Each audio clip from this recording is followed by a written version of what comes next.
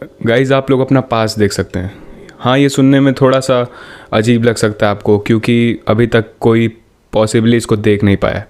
पर अगर जैसे लाइट निकल रही है, जैसे यहाँ पे जो भी हो रहा है, तो यहाँ से एक लाइट निकल रही है, जैसे ये निकल रही है, और फिर अगर आप किसी तरह मैनेज कर लेते हैं इस स्पीड से, तेज़ किसी तरह ट्रैवल करके आप उसके आगे आ जाएं, तो आप यहाँ पे थे, यहाँ पे आपने मूवमेंट किया, यहाँ से लाइट निकली, फिर यहाँ से आप आगे जा रहे हैं और यहाँ आप पहुँच गए फिर से आगे फ्लैश की स्पीड से। फ्लैश की स्पीड भी धीरे पड़ जाएगी, लाइट से तेज़ जाना है। तो यहाँ आप आगे और आप देख पा रहे हैं, क्योंकि आपके पास आँख है तो आप पास देख रहे हैं। तो thank you for watching. Oh shit, here we go again. Guys आप लोग अपना पास देख सकते हैं। हाँ, ये सुनने में थोड़ा सा अजीब लग सकता है आपको, क्योंकि अभी तक कोई पॉसिबली इसको देख नहीं पाया है। पर अगर जैसे लाइट निकल रही है, जैसे यहाँ पे जो भी हो रहा है, तो यहाँ से एक लाइट निकल रही है, जैसे ये निकल रही है, तो यहाँ आप आगे और आप देख पा रहे हैं, क्योंकि आपके पास आँख है तो आप पास देख रहे हैं। तो थैंक यू फॉर वॉचिंग। एक सेकेंड, क्या हम इसको 2 बार बोल देंगे?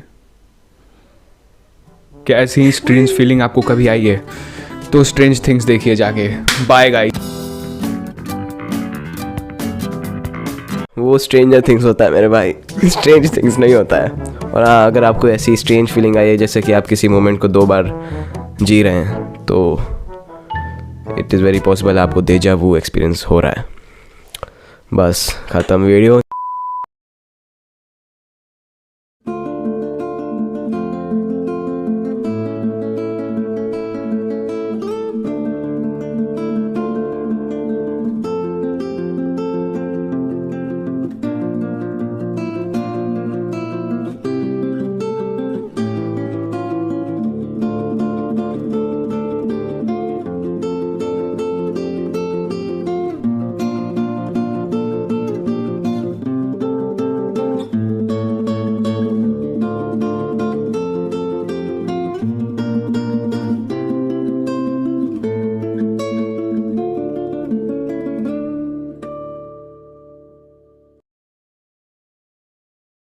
अगर आपको कभी ऐसा लगा है कि ऐसी अजीब सी फीलिंग आई है कि आप एक मोमेंट को पहले भी जी चुके हैं, लेकिन वो मोमेंट और एक्सपीरियंस आपके लिए कम्प्लीटली न्यू होता है, तो उसी फीलिंग को हम कहते हैं डेजा वू, जो कि 70 to 80% लोग एक्सपीरियंस करते हैं अपने लाइफ टाइम में। और डेजा वू एक फ्रेंच वर्ड है जिसका मतलब होता है ऑलरेडी सीन। इसकी बहुत ज़्यादा इंटरेस्टिंग कंस्पिरेसी थ्योरीज भी हैं, मतलब कि ये क्यों होता है, किस लिए होता है, क्या क्या इसकी रीजंस हो सकते हैं। काफ़ी इंटरेस्टिंग है, तो इस वीडियो में हम लोग आगे इसी के बारे में डिस्कस करेंगे। तो डेजा वू पे रिसर्च करना आसान नहीं है और रिसर्चर्स इस पे ईज़िली स्टडी नहीं कर सकते, क्योंकि पहला पॉइंट तो ये बहुत स्मॉल ड्यूरेशन के लिए होता है और दूसरा वार्निंग के बिना आता है। अब किसी को पता नहीं कि उसके साथ डेजा वू कब होगा, तो किसी को भी लैब रैट नहीं बना सकते, पूरा दिन नहीं रख सकते स्टडी के अंदर। लेकिन तब भी रिसर्चर्स ने कुछ साइंटिफिक रीजंस इसके लिए बताए हैं।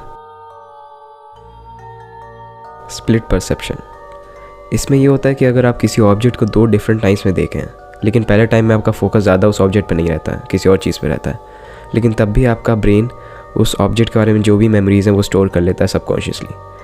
और फिर जब आप दूसरी बार उसी सेम ऑब्जेक्ट को देखते हैं किसी और टाइम में, किसी और सिचुएशन में, तो आपको ऐसा लगता है कि आप ये सारी फीलिंग्स, अब ये सारा चीज़ आप पहले भी एक्सपीरियंस कर चुके हैं, ये मोमेंट आप जी चुके हैं पहले भी। ये होता है स्प्लिट परसेप्शन की वजह से। इसको आप एक एग्जांपल की मदद से समझ सकते हैं।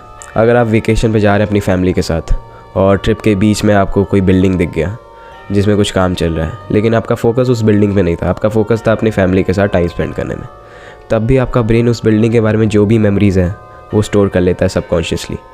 और अगर आप फिर उसी वेकेशन पे जा रहे हैं किसी और दिन या फिर कुछ महीनों बाद, तब आपको एक ऐसी स्ट्रेंज फीलिंग आएगी जब आप उस बिल्डिंग को देखेंगे कि ये सब आपके साथ पहले भी हो चुका है। इसी को कहते हैं डेजा वू, और ये होता है स्प्लिट परसेप्शन की वजह से।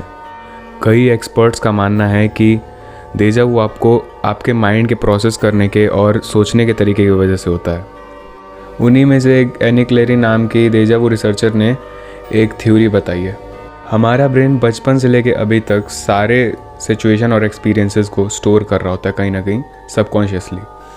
तो जब कभी भी हम सेम सिचुएशन या फिर किसी मोमेंट में सेम तरीके से आते हैं जैसे कि हम पहले आ चुके थे, तो हमें लगता है कि ये पहले हो चुका है, पर हमको वो एग्जैक्ट मेमोरी याद नहीं होती कि हमारे साथ उस वक्त कैसे हुआ था और क्या हुआ था, पर अभी वाले सिचुएशन से वो मैच कर रहा होता है काफ़ी हद तक, तो हम एक्सपीरियंस करने लगते हैं डेजा वू।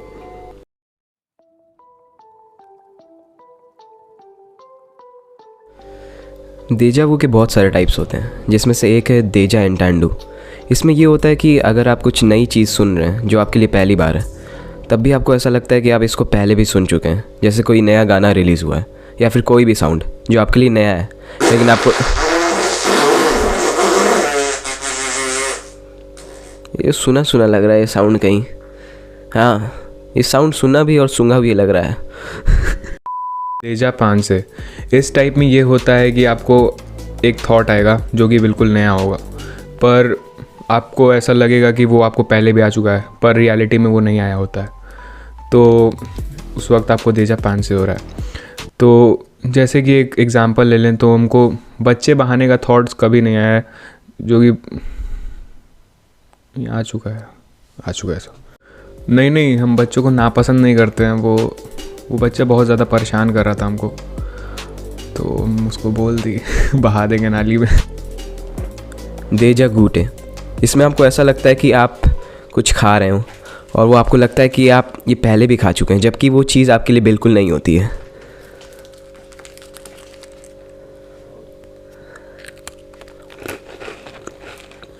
इनको लग रहा पहले भी खाए हैं। हाँ, नीचे गिरा हुआ बिस्किट था।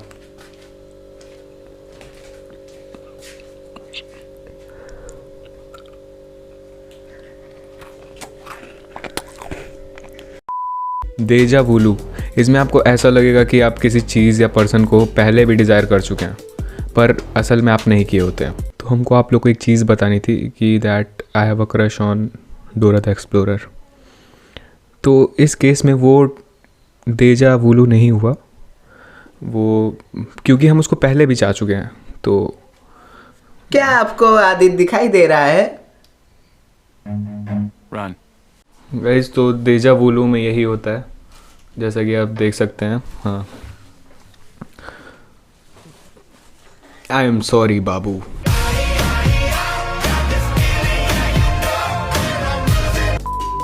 जामा वू, ये होता है डेजा वू का बिल्कुल अपोजिट एक्सपीरियंस।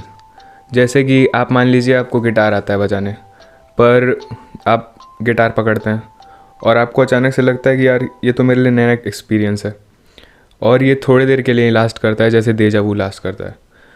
आप इसको क्रिएट भी कर सकते हैं।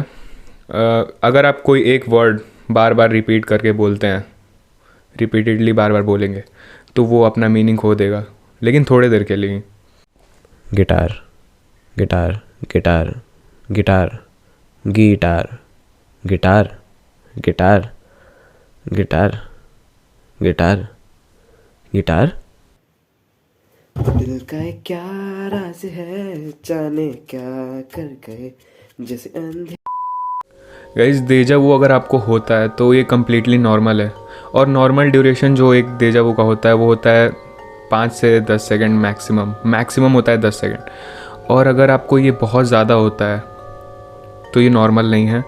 और इस कई सारे केसेस में जिन लोगों को बहुत ज़्यादा ये डेजा वू एक्सपीरियंस हो रहा था कि उनको ऐसा लगता था कि वो पूरा एक वीक जी चुके हैं पहले, तो उन लोगों के केस में ऐसा पता चला कि उन लोग के ब्रेन में ट्यूमर था। तो अगर आपको ये बहुत ज़्यादा होता है तो आपको डॉक्टर से कंसल्ट करना चाहिए और अपना चेकअप करवाना चाहिए एक बार। इसी से रिलेटेड हम लोग के पास एक केस है। एक ब्रिटिश आदमी जिसका नाम पैट लॉन्ग था, उसको हिस्ट्री का सबसे बुरा डेजा वू हुआ था। जैसे कि हम लोग को नॉर्मली डेजा वू रहता है मैक्सिमम 5 से 10 सेकंड तक, और कुछ लोग तो उसको इग्नोर कर देते हैं एक वियर्ड सी फीलिंग का नाम देकर। पैट के केस में डिफरेंट था। उसको जो डेजा वू होता था वो 1-2 हफ्तों तक रहता था। मतलब उसको ऐसा लगता था कि ये 1-2 हफ्ते वो जो भी काम करा है वो पहले कर चुका है। इसको डेजा वू नहीं कहेंगे, इसको डेजा वैको कहेंगे। डेजा वैको का मतलब होता है ऑलरेडी लिव्ड, और डेजा वू का मतलब होता है ऑलरेडी सीन। पैट का डेजा वू इतना बुरा था कि वो पास्ट और प्रेजेंट में डिफ्रेंशिएट नहीं कर पाता था, और जब बाद में वो डॉक्टर्स के पास जाके चेकअप करवाया तो उसके ब्रेन में एक लेमन के साइज़ का ट्यूमर निकला।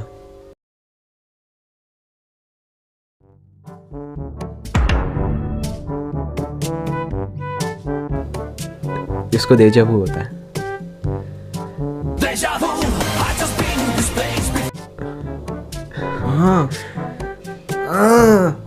Thank you for watching our video guys. ठीक है, जब तक वो मर रहा है आप तब तक लाइक बटन दबा दिए, सब्सक्राइब बटन दबा दिए और थैंक्स। दिक्कत देखने को मिलती है तो ऐसी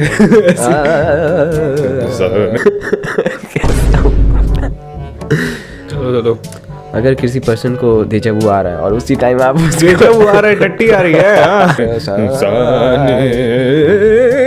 उसको एमआरआई वाली मशीन में डाल देंगे तो उधर से नान निकलेगा लाल लाल। भट्टी में डाल रहा है ना, डाल दीजिए उसको।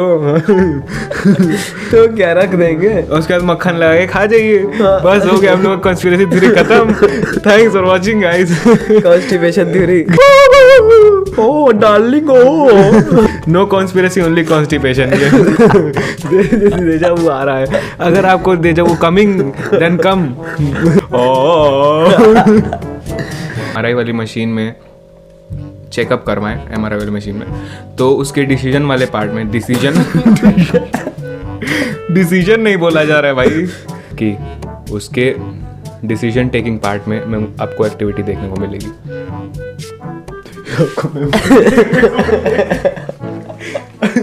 आपको डिसीजन वाले पार्ट में मेमोरी देखने को मिली गाइस।